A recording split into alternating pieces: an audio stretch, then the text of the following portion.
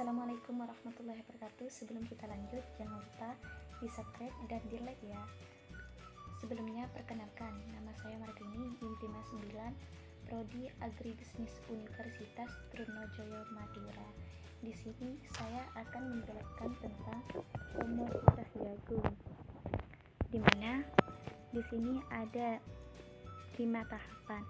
Yang satu, potensi jagung. 2, kondisi komoditas jagung. Ketiga, kondisi ekstrim komoditas jagung.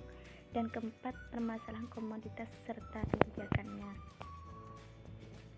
Potensi komoditas jagung, di mana jagung di sini yaitu salah satu tanaman palawijaya yang menjadi primadona dalam agribisnis baik di Indonesia maupun dunia.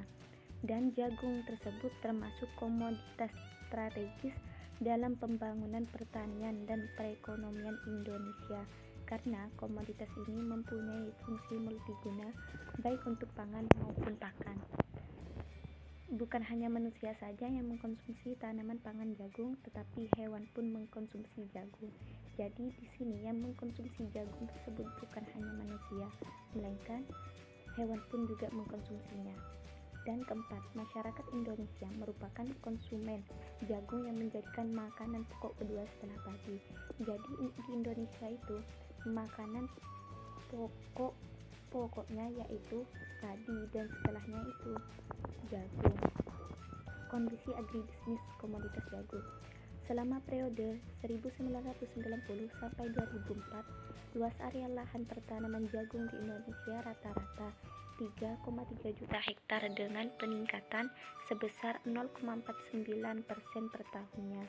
Dalam periode ini rata-rata produksi jagung 8,72 juta ton dan cenderung meningkat 3,71% per tahunnya.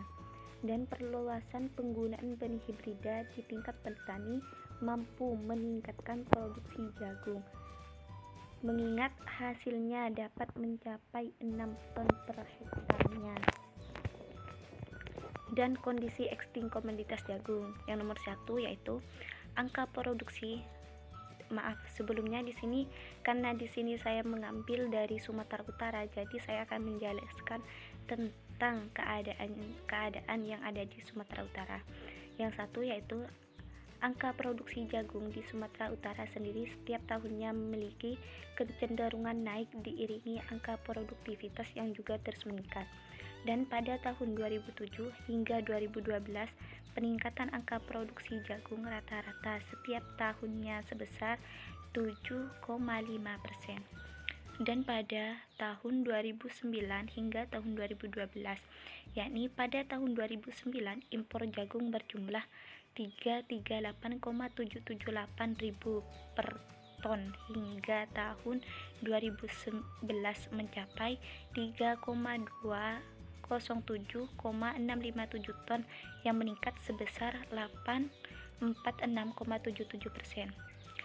Dari peningkatan ketiga tersebut, peningkatan laju produksi jagung dalam negeri ini dipengaruhi oleh tingginya permintaan pakan ternak dan proporsi penggunaan jagung untuk pakan terhadap total kebutuhan jagung mencapai 83% dan komposisi pakan yang berasal dari jagung serta total kebutuhan pakan ternak. Kebutuhan pakan pada tahun 2010 hingga tahun 2013 rata-rata meningkat sejumlah 9,2% per tahunnya, di mana angka ini berada di atas rata-rata kenaikan produksi jagung.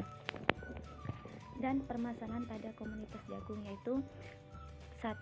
Penyediaan jagung di Indonesia belum memadai sama sekali, sehingga pabrik kesulitan mendapatkan jagung lokal, sehingga pabrik tersebut masih mengimpor dari luar negeri. Dan kedua, kandungan alfa-toksin yang tinggi pada jagung dalam negeri dan kadar air yang juga lebih tinggi daripada di negeri-negeri yang lain, karena ketika air tersebut tinggi atau kadar airnya tinggi, maka pada tanaman jagung tersebut akan rusak atau menurun. dan juga pada sistem penyimpanannya kurang baik sehingga jagung dalam negeri memiliki jamur dan tidak bisa disimpan dalam jangka waktu yang panjang atau dalam waktu yang dibutuhkan oleh pabrik.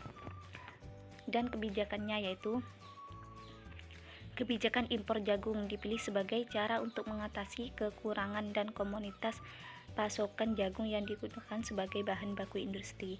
Dan nomor 2, pemerintah harus tetap memperhatikan petani jagung dalam negeri agar memperoleh pendapatan yang layak dari usaha tani jagung.